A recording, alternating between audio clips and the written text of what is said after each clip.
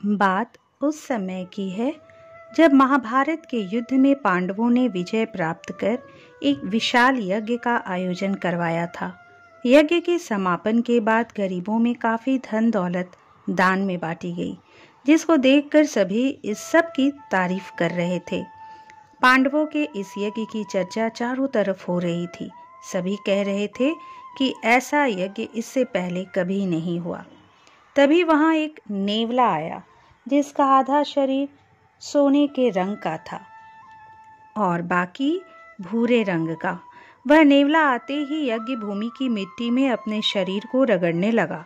कुछ समय बाद वह सभी से कहने लगा, तुम सभी झूठे हो, यह कोई यज्ञ नहीं है। सभी ने उसको कहा, तुम क्या कह रहे हो? तुम्हें पता भी है इस यज्ञ में कितना खर्च हुआ है? गरीबों में कितना धन दौलत दोनों हाथों से लुटाया गया है।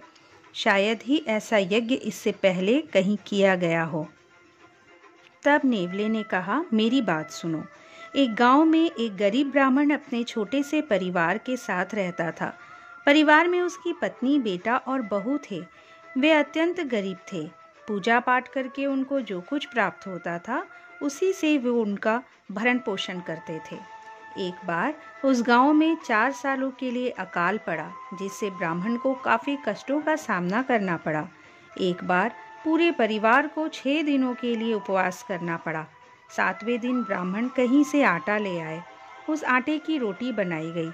खाना चारों लोगों में बांटा गया। तभी द्वार पर एक अतिथि आ गए। भारतवर्ष में अतिथि को भगवान ही समझा जाता है।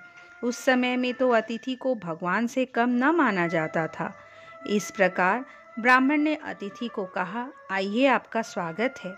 फिर ब्राह्मण ने अतिथि को अपने खाने का भाग दे दिया। उसे वह जल्दी ही खा गया और कहने लगा, मैं 10 दिनों से भूखा हूँ। ये देखकर आपने तो मुझे मार ही डाला है। आपने तो मेरी भूख और बढ़ा दी है। तब ब्राह्मण की पत्नी ने अपना हिस्सा देने को कहा, लेकिन ब्राह्मण ने मना कर दिया। लेकिन जब पत्नी ने जोर दिया और कहा कि आपकी पत्नी होने के नाते ये मेरा कर्तव्य है, वह भूखा है, फिर पत्नी ने अपना हिस्सा दे दिया। लेकिन अतिथि की भूख तब भी खत्म नहीं हुई और वह कहने लगा, मैं अब भी भूख के मारे मरा जा रहा हूँ। तब पुत्र ने अपना हिस्सा भी ये कहकर दे दिया कि पुत्र का ये धर्म है कि पिता के कर्तव्यों को पूर्ण करने में उनको सहायता दे।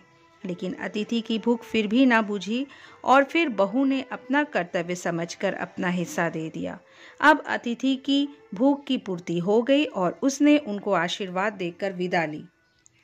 उसी रात ब्राह्मण का पूरा परिवार भूख से मर गया। उस आटे के कुछ कण जमीन पर बिखरे पड़े थे। जिस पर मैं लेटा तो मेरा आधा शरीर सुनहले रंग का हो गया। तब से मैं संसार भर में घूम फिर रहा हूँ और वैसे दूसरे यज्ञ की तलाश कर रहा हूँ जिससे मेरा पूरा शरीर सुनहले रंग का हो जाए। लेकिन मुझे आज तक कहीं वैसा यज्ञ नहीं मिला, जिस कारण मैं ये कह रहा हूँ कि ये कोई यज्ञ नहीं है। दोस्तों, इस कहानी से हमें त्याग की शिक्षा मिलती है, जो एक समय में भारतवर्ष में अपनी पराकाष्ठा पर हुआ करता था। वह हमें निस्वार्थ भाव से अपने कर्तव्य पथ पर बढ़ने की भी शिक्षा मिलती है। दोस्तों, यदि ये प्रस्तुति आपको अच्छी लगी तो इसे लाइक कर दीजिए। मेरे चैनल को अगर सब्सक्राइब नहीं किए हैं तो सब्सक्राइब कर लीजिए। अगली बार एक नए वीडियो के साथ आपसे फिर मिलेंगे। नमस्कार।